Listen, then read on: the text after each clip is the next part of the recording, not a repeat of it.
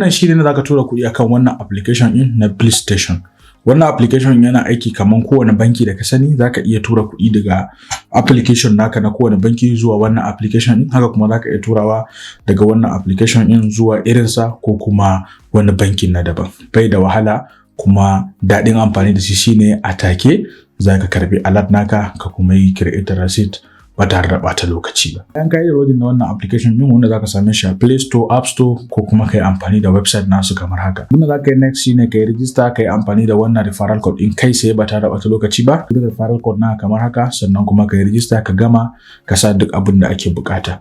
A take zaka samu account number da zaka iya tura kuɗi daga wani bankin ka zuwa kanshi, haka kuma daga cikin shi zaka iya tura kuɗi ma kowane application kake so, ma kowane banki, ma koma menene zaka iya tura kuɗi ba tare da ɓata lokaci ba.